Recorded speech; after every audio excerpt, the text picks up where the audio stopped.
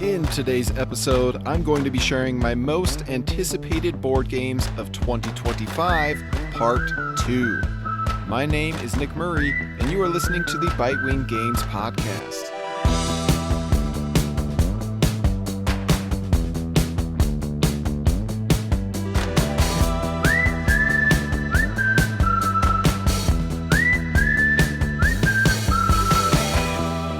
It's been a few months since our last episode, thanks to the chaos of tariffs, new releases, and the convention season. Plus, I can't lie, I've been playing a lot of Mario Kart World and Donkey Kong Bonanza during the times when I normally write or talk about board games. In other words, I'm too busy gaming to talk about games. But what better way to get the podcast flowing again than with my most anticipated board games of 2025 Part 2 list.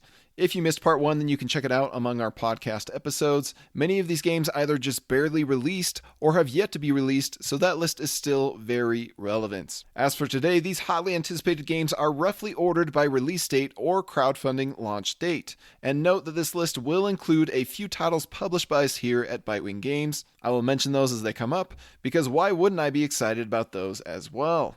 So first game on the list of my most anticipated games for the rest of this year is Soda Jerk, expected to release in August. I had the pleasure of trying Soda Jerk a year or two ago as a prototype on Tabletop Simulator, which means my memory of it is now fuzzy, but I do recall it being far more amusing than it has any right to be. If you, like me, have enjoyed Chrissy's witty humor laced through the Dice Tower's video content, then you'll likely enjoy this quick, clever, and dramatic game of commodity speculation and soda sabotage. That is Soda Jerk, coming out in August. Next game is Terrible Quest, also coming out in August. Terrible Quest is another game that I've been able to play before its release, and I love it. As the title implies, here you are racing to carefully tear out the most valuable items from your sheet of paper while avoiding tearing into the perilous traps. Buying a game only to immediately tear it apart sounds like madness, but the good news is that this game is dirt cheap at only $9 and it comes with a bunch of sheets and variety. So I think you'll get your money's worth here. Plus, I've never played anything like this, so I think this game absolutely justifies its price. That is Terrible Quest, coming out in August. Next game on my list is Cat and the Tower, expected to release also in August. My girls, who are 4 and 6 now, are big fans of Rhino Hero Super Battle, a kid-friendly dexterity game where you build towers out of folded cards. So when I heard rumblings that Cat and the Tower is like Rhino Hero, but cooperative and possibly better, that's all I needed to add it to the list. That is Cat and the Tower, coming out in August. Next, there is Rhinelander, which has an expected Kickstarter launch date of this quarter, probably August is my guess. So a year or two ago, Reiner Knizia teased in an interview that he was working on new content for an updated version of Rhinelander. The long wait, at least until the crowdfunding campaign, is nearly over now, and we've finally gotten our first look at the new edition illustrated by Ian O'Toole. From my plays of the original version, I always felt like this game had more potential just waiting to be developed. I'm happy to see that this hand management area majority game is under the solid stewardship of 25th Century Games, who also published the newest version of Ra. And it'll be interesting to discover what Reiner has cooked up for this on the development end. That is Rhinelander, launching on Kickstarter in this quarter, probably August. Next game on my list is Quirkle Flex, which is expected to release in August. I've never played Quirkle despite it being an all-time best-selling family weight board game. In Quirkle, you are simply adding matching colors or shapes to growing rows and columns of tiles in the central play area. What better way to motivate me to try this game than with a meatier version co-designed by Reiner Knizia? Apparently, Quirkle Flex adds another layer of complexity to this game by also letting players score diagonally on newly added background colors. That is Quirkle Flex, releasing in August. Next game is Junk Art Revolution, also releasing in August. Junk Art might just be one of the best stacking games ever created. It features delightful wood blocks that come in all kinds of versatile shapes, used across several different game modes. Junk Art Revolution promises to raise the bar with revised rules, an updated scoring system, and new modes of play. Color me intrigued for Junk Art Revolution, releasing in August. All right, the next two games on the list are Bitewing titles, the first one being Moitura, which we are planning to launch on Kickstarter on September 23rd. Moitura represents our first ever collaboration with designers David Thompson and Trevor Benjamin, the designers of Undaunted and War Chest. This is also Game 3 in our critically acclaimed two-player line, the Mythos Collection, which started with Iliad and Icor by Reiner Knizia. It is also a very different beast from the other games in this line. Moitura was created specifically for the Mythos Collection with the ambitious goal of being a streamlined area majority war game steeped in Irish mythology. Where most area majority games desperately need 3 or more players to thrive, Moitura works beautifully as a 2-player only game thanks to the non-player enemy faction that competes with both players for control and spreads out across the island a bit like pandemic diseases. Moitura is also packed with extra content, including asymmetric enemy clans and a full-blown expansion that will be free during the Kickstarter, making it our largest Mythos game to date. So that is Moitura, launching on September 23rd of this year from yours truly, Bitewing Games, and I'll include a link to this Kickstarter page in the description of this podcast episode, if you want to follow it.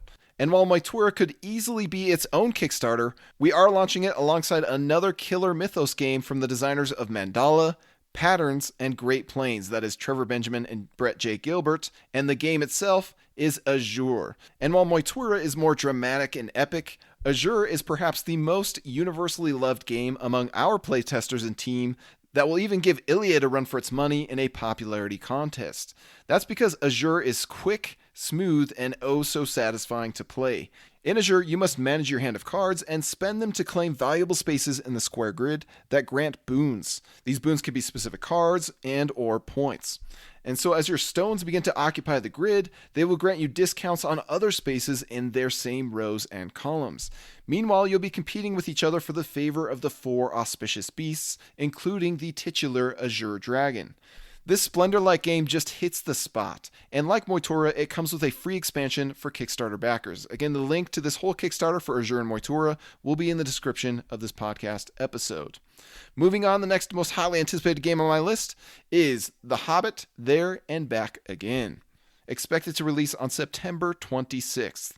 Now, I'm not hungry for more roll and write games, but I'm willing to make an exception for a Reiner Knizia roll and write campaign based on The Hobbit. My City Roll and Build is proof enough that Reiner knows how to make this kind of game. I expect that The Hobbit will be even more interesting since it doesn't have to retread the My City formula.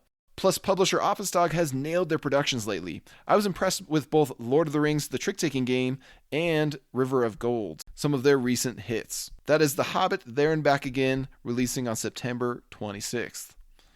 Next up is an expansion, Tower Up: Paradise Islands, expected to release in October. So Tower Up was one of the best new releases I played last year. Here's what I said about it in my top 20 games of 2024 episode. Tower Up is a beacon of hope in this modern gaming world. Like its titular skyscrapers, it stands tall and boldly displays the glory of light strategy gaming. Tower Up is the kind of design that impresses me far more than a big box Euro game with complex and layered systems. You won't find an ounce of fat in this rule set. It's a lean, mean evergreen about raising skyscrapers and cruising up the score tracks. You can play it with anyone, yet you'll uncover plenty of depth underneath its simplicity. So I'm thrilled to see a new expansion is releasing soon featuring an island board, red bridges, and new objectives. That is Tower Up: Paradise Islands, coming in October. Next up, we have another round of Bitewing titles, all releasing by November, the first one being Gingham. So while our 2-player Mythos collection rolls on, we're also excited to finally be releasing the first games in our travel line this year. This line aims to be portable, compact, quick, and approachable. In other words, these games are super easy to take on a trip and get to the table with any kind of group. Gingham is a very unique game of jockeying for turn order while deploying ants to a picnic blanket. The objective is to connect matching suites to create stockpiles and surround those stockpiles with your growing chains and clusters of ants. Players can even bump each other's ants out of a space in a Hanzu Teutonica style way that benefits both the bumper and the bumpee. There is a lot of strategic depth to uncover in the quick playing Gingham, which again is coming in November. Releasing alongside it will be Gazebo. Gazebo is the other big game crammed in a small package like Gingham. This strategic domino game is designed by Rainer Knizia, and he has called it one of his top 10 designs ever, which is saying a lot when he's designed over 800 games, and he usually refers to them as his children, and he can never pick a favorite except for when he secretly lets out that Gazebo is one of his favorites. So between the smooth gameplay of placing dominoes on a shared board and the dynamic interactions that emerge from the area majority gameplay, I can see what Reiner means. You're simply racing to put out all of your gazebos first. The competition is fierce and the variety is huge, especially with the 4 possible maps. That is Gazebo, releasing in November. And finally, releasing alongside Gingham and Gazebo in November is Bombastic. I'm a huge fan of Trio, also known as Nana, thanks to the hilarious drama and addicting approachability of that game. This kind of game is exactly what we at Bitewing are aiming to publish more of. Small, quick, affordable, memorable, dramatic, and addicting. It's not so easy to come by these brilliantly simple games, so we feel very fortunate to be releasing Bombastic. Bombastic does to tic-tac-toe what Trio or Nana does to Go Fish. It takes a game that everybody is familiar with and makes it a blast to play. Bombastic is a 5-minute, 2-player game that features 9 face-down tiles, 4 X's, 4 O's, and 1 bomb, that players take turns peeking at, rearranging, showing, and more until they decide to go for it, meaning they flip 3 tiles in a row. If the flip tiles are all yours, then you win. Otherwise, you give your opponent valuable information, or you even lose the game if you flip the bomb.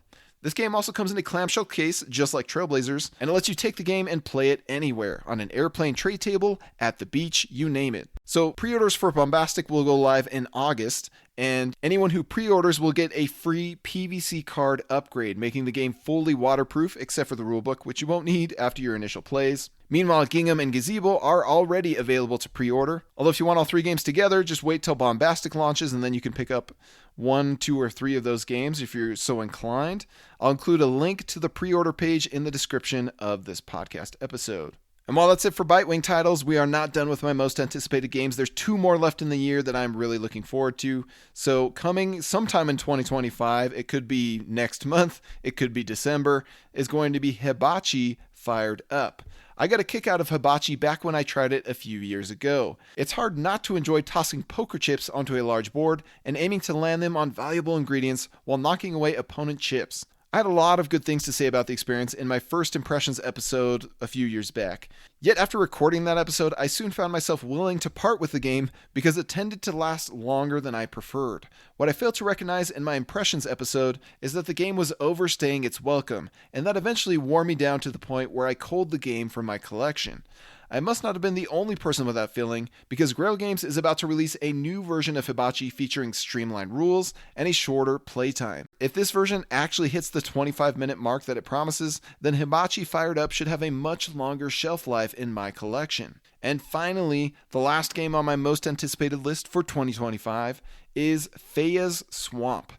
Expected to release at Spiel Essen 2025, or if you're trying to get it outside of Spiel, it'll be the first quarter of 2026. So the early buzz is really strong with this one. Feya's Swamp presents itself as a punishing and interactive pick up and deliver game. The landscape of the board is a large swamp that changes over time as players expand islands while navigating around those islands with boats. This can make the game turn into a nightmare of choke points and detours if your opponents are inclined to slow you down. This is the kind of economic nightmare that I want to dive into when the game fittingly releases at Spiel Essen in October, or again in 2026 for retail.